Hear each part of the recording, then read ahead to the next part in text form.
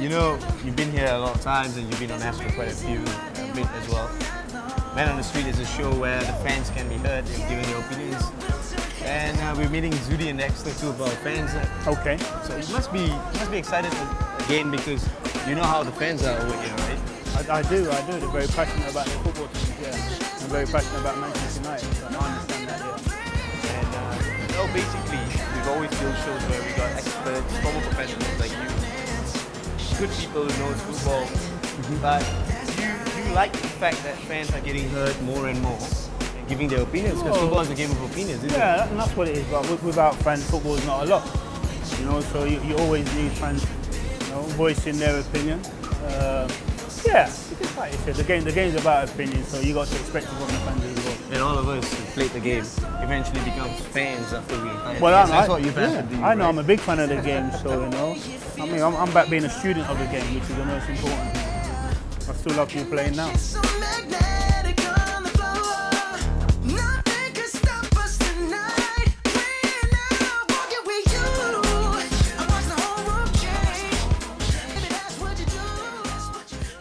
Hi, Andy. I just want to ask, for the current United squad, do you think we lack leadership on the pitch?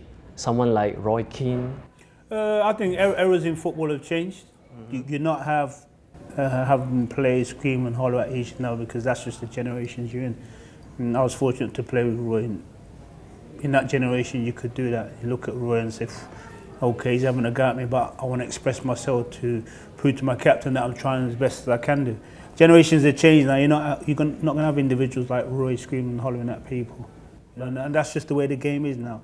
Leadership is a way now where you can't have someone like Roy screaming and shouting as well as playing the way he played to drive his team forward. In the way the game is now, I think you've got to be. I mean, spoke to in a different manner, or people get upset and whatever. I mean, but that's just the way football is now. But every time like we are chasing the game, we are losing, we really need someone to show the leadership, who can scream at the other player who not performing. Generations, it's changed.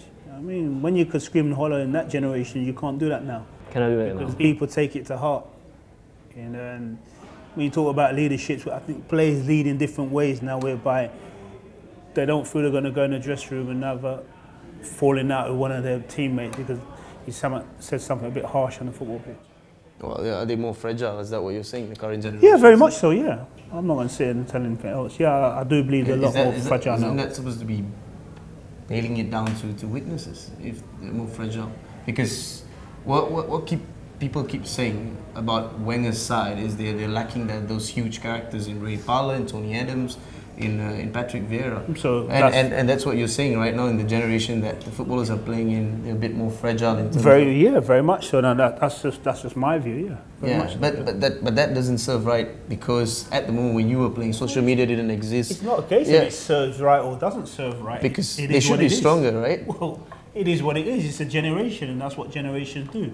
I mean, when I first started football, when I was first started playing in that, the generation I grew up in, there's a lot of things you had to accept, and then you move on again. Like, I mean, people being, feisty with you, and verbally saying what they want to say to you. To the next generation, whereby you can't say as much, and it's a generation where you won't be saying anything to each other. You just got to get on with it, and that's just the way it is. And I was just relating. I mean, Dexter, it was your question, right? Just coming into that, how I build it up, basically. Do you have any issues with how the current players prepare themselves? You know, some of them are even posting 4 hours before on social media, and maybe their lifestyle is a bit too apparent to the public's view. Do you have an issue with that? I'll be honest with you. You know, if they didn't do that, you wouldn't have a job. Huh? You two won't be here now. True. You know, because that's exactly what you're talking about. You know, and that's the question you're asking. Yeah, but Richard Keys, Andy Grace, they had a job then, even though without social media when you guys were playing. Yeah, but they're presenting about football. They're not talking about what the lads are doing after the pitch or whatever. No, it adds content, obviously. Yeah, well, there you go. So, does it bother me what they're doing now? No, because ultimately, this is the world we live in now. It's a social media world.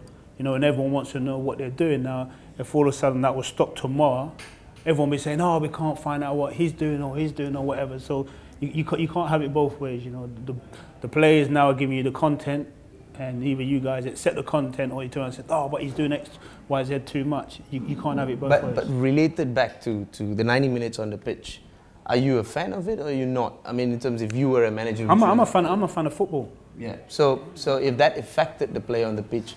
But my question to you is, how is that going to affect the play on the pitch?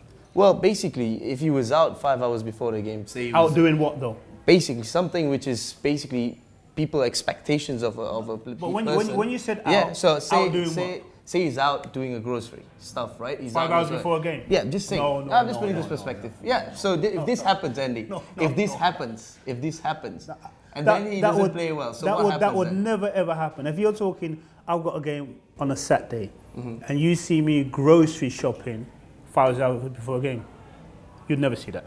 No, if you did, as a manager, and you put it up on social media. No, because I know it would never happen. I know that would never ever So happen. if it happened, it is wrong, isn't it? No, but the that's perception hypothetical because it would never happen. Yeah. 5 hours before a game. The percentage is lesser. Well, I'm not going to have any perception on it because it would never happen. Yeah. 5 hours before a game, you see someone in the supermarket buying his dinner for that evening. It would never happen. You look at the weird things that have happened around, because tweeting accidentally from your pocket, stuff like that, and then you know how they pick it up. I'd like to say thank you to Man on the Street for giving me the opportunity to be on the show.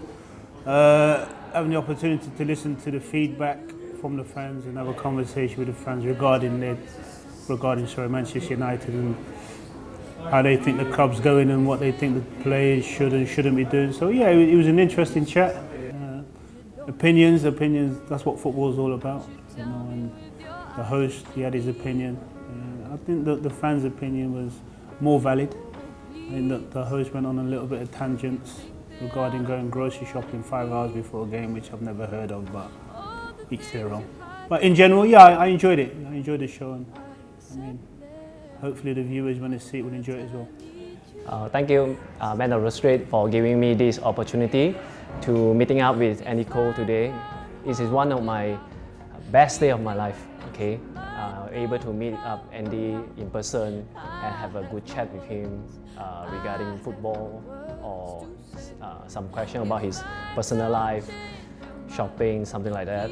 Okay, so it's been a pleasure getting on this show, and thanks. All right, so this experience has been amazing for me. Like to be able to meet a proper Manchester United player, because I've never met one before, and being a fan for so long, just to be able to experience what it's like to hear his experiences of what it's like to be there.